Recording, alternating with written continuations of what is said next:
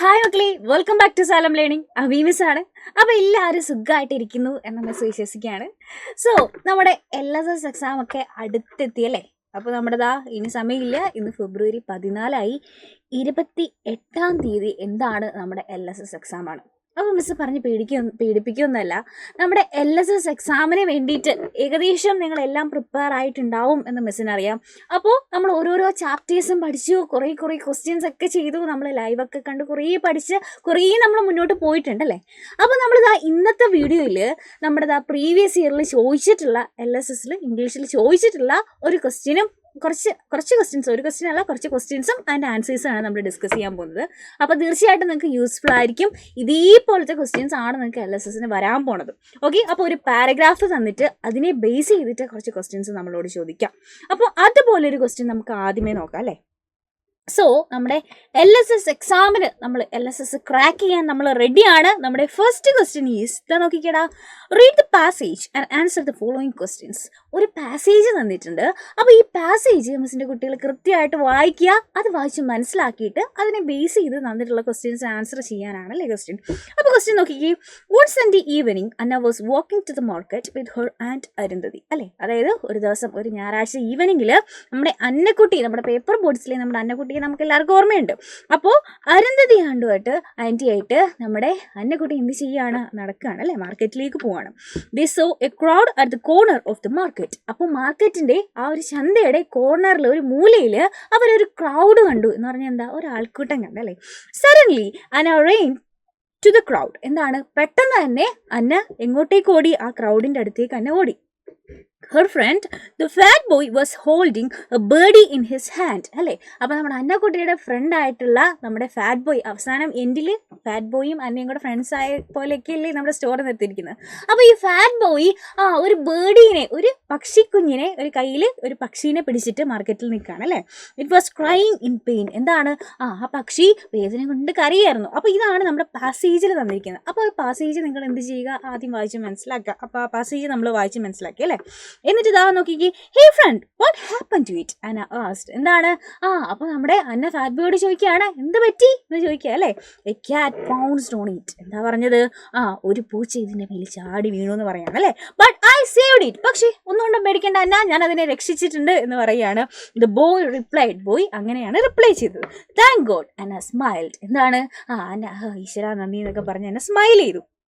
So ഇനി ഈ പാസേജിനെ base ചെയ്തിട്ടുള്ള ക്വസ്റ്റ്യൻസ് ആണ് നമുക്ക് നോക്കാനുള്ളത് അല്ലേ. അപ്പോൾ നോക്കിക്കേടാ, pick out the word from passage which means jumped. എന്താണ്, ജമ്പ് ചെയ്തു അല്ലെങ്കിൽ ചാടി എന്ന അർത്ഥമുള്ള പാസേജിൽ ഇതേ മീനിങ് വരുന്ന വേർഡ് ഏതാണ് എന്ന് കണ്ടെത്താനാണ് അല്ലേ. അപ്പോൾ നമ്മൾ നോക്കിക്കഴിഞ്ഞാൽ ഇവിടെ നമ്മൾ ഈ പാസേജ് വായിച്ചപ്പോൾ തന്നെ നമുക്ക് മനസ്സിലായി എന്താണ്, പൗൺസ്ഡ് എന്നുള്ളതിൻ്റെ അർത്ഥം എന്താണ്, ആ പൂച്ച നമ്മുടെ ഈ ബേർഡിൻ്റെ മേലിൽ ചാടി എന്നല്ലേ പറയുന്നത്. അപ്പോൾ അത് ജംപ്ഡ് എന്നർത്ഥമുള്ള വേർഡ് ഏതാണ്, പൗൺസ്ഡ് ആണ്.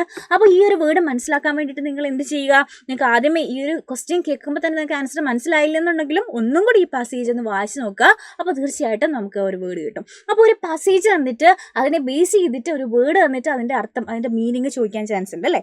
അപ്പോൾ ഇതാ പൗൺസ്ഡ് എന്ന് പറയുന്ന വേർഡ്, ജംപ്ഡ് എന്ന് പറയുന്ന വേർഡിന് സമാനമായിട്ടുള്ള വേർഡ് ഏതാണ്, പൗൺസ്ഡ് ആണ്. അപ്പോൾ ആ ക്വസ്റ്റ്യൻ നമ്മൾ ആൻസർ ചെയ്തു. അടുത്ത ക്വസ്റ്റ്യൻ നോക്കിക്കേ, പിക്ക് out the word from the passage which means jumped. ഏതാണ്, നമ്മുടെ പൗൺസ്ഡ് ആണ് അതിൻ്റെ ആൻസർ. സോ നമ്മൾ നെക്സ്റ്റ് ക്വസ്റ്റ്യൻ നോക്കാം. Who save the birdie from the cat. ആരാണ് നമ്മുടെ ബേർഡീനെ ക്യാറ്റിൽ നിന്ന് സേവ് ചെയ്തത്, നമുക്കറിയാം അല്ലേ, നമ്മുടെ ഫാറ്റ് ബോയ് ആയിരുന്നില്ലേ. അപ്പോൾ നമുക്ക് ആൻസർ എന്ത് പറയാം, ദ ഫാറ്റ് ബോയ് അല്ലേ. നമ്മുടെ ഫാറ്റ് ബോയ് ആണ് നമ്മുടെ ബേർഡീനെ സേവ് ചെയ്തത്. അപ്പോൾ അതാ കണ്ടോ, ഇത്രയും ആ ഒരു പാസേജ് ജസ്റ്റ് വായിച്ച് നോക്കിയിട്ട് വെറുതെ വായിച്ച് നോക്കി കഴിഞ്ഞപ്പോൾ തന്നെ നമുക്ക് 2 മാർക്ക് കിട്ടി അല്ലേ. അപ്പോൾ നന്നായിട്ട് ആ ഒരു പാസേജ് വായിക്കുക, അതിനനുസരിച്ച് നമുക്ക് ആൻസർ ചെയ്യാം. ഇനി അതിൻ്റെ ബാക്കി ക്വസ്റ്റ്യൻ നോക്കിക്കേ. The fat boy took Anna and on to his house. എന്താണ്, നമ്മുടെ ഫാറ്റ് ബോയ് അന്നയെയും അരുന്ധതി ആൻറ്റീനെയും ഫാറ്റ് ബോയുടെ വീട്ടിലേക്ക് കൊണ്ടുപോയി അല്ലേ. It was a small house. എന്താണ്, അതൊരു കുഞ്ഞു വീടായിരുന്നു. There was only 1 room. ആ വീട്ടിൽ ഒരു മുറി മാത്രമേ ഉണ്ടായിരുന്നുള്ളൂ അല്ലേ. His grandma was lying on a rubber sheet. എന്താണ്, നമ്മുടെ ഫാറ്റ് ബോയുടെ ഗ്രാൻഡ് മാ അമ്മൂമ്മ ഉണ്ടായിരുന്നു, അവിടെ ഒരു റബ്ബർ ഷീറ്റ് ഇട്ടിട്ട് അവിടെ കിടക്കുമായിരുന്നു അല്ലേ. Oh what a sad scene. Anna becoming gloomy. കണ്ടോ? കാരണം എന്താ, ഫാറ്റ് ബോയിനെ ആദ്യമേ ഇവർ തമ്മിൽ വഴക്കായിരുന്നു. അപ്പോൾ ഫാറ്റ് ബോയിനെ പറ്റി ഒന്നും നമ്മുടെ അന്നക്കുട്ടിക്ക് അറിയില്ലായിരുന്നു അല്ലേ. പക്ഷേ അവർ അവസാനം ഫ്രണ്ട്സ് ആയെന്നുണ്ടെങ്കിലും ഇപ്പോഴാണ് നമ്മുടെ ഫാറ്റ് ബോയുടെ വീട്ടിലേക്ക് ചെന്നപ്പോഴാണ് ഏകദേശം ആ ഒരു അവസ്ഥയൊക്കെ. നമ്മുടെ ഫാറ്റ് ബോയ് കുറേ കഷ്ടപ്പെടുന്നുണ്ട്. ഒരു കുഞ്ഞു വീടാണ്, ഒരു റൂമേ ഉള്ളൂ, വീട്ടിൽ ഒരമ്മൂമ്മയുണ്ട്, അമ്മൂമ്മ ദാ നിലത്ത് കിടക്കുകയാണ് എന്നൊക്കെ കണ്ടപ്പോൾ നമ്മുടെ അന്നക്കുട്ടിക്ക് സങ്കടം തോന്നി. Anna becoming gloomy. Write down the diary entry of Anna on that day.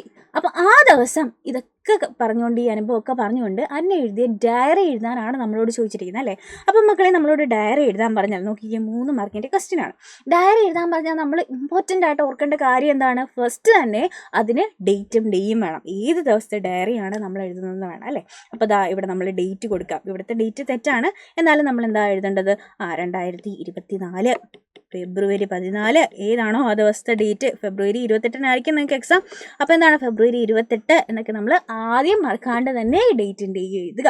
എന്നിട്ട് നമ്മൾ ഡയറിയിൽ എന്താണ്, നമ്മളെപ്പോഴും ഡയറി എഴുതുമ്പോൾ മിസ് പറഞ്ഞിട്ടുണ്ട് ഫസ്റ്റ് പേഴ്സൺ ലാംഗ്വേജിലാണ് അല്ലേ. ഞാൻ, എനിക്ക് എന്നൊക്കെ പറഞ്ഞിട്ട് നമ്മളെപ്പോഴും മീ ഒക്കെ യൂസ് ചെയ്ത് ഫസ്റ്റ് പേഴ്സൺ ലാംഗ്വേജിൽ വേണം ഡയറി എഴുതാൻ. എന്താ ഇവിടെ പറഞ്ഞിരിക്കുന്നത് എന്താണെന്ന് നോക്കിക്കേ.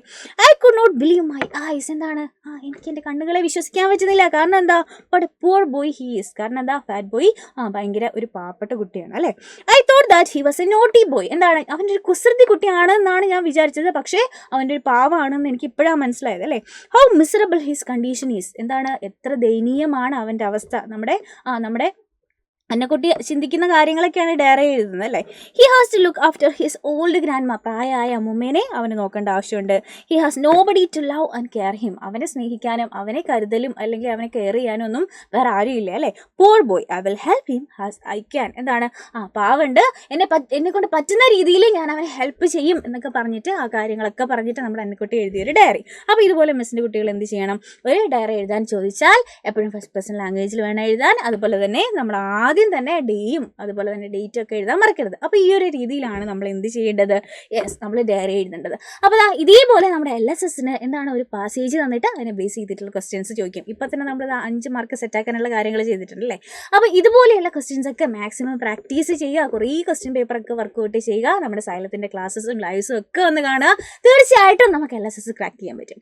ഓക്കെ, അപ്പോൾ ഇതുപോലെയുള്ള ഇൻട്രസ്റ്റിംഗ് അടിപൊളി വീഡിയോസ് ആയിട്ട് നമുക്ക് ഇനിയും കാണാം. അതുവരെ Tata, bye bye, take care.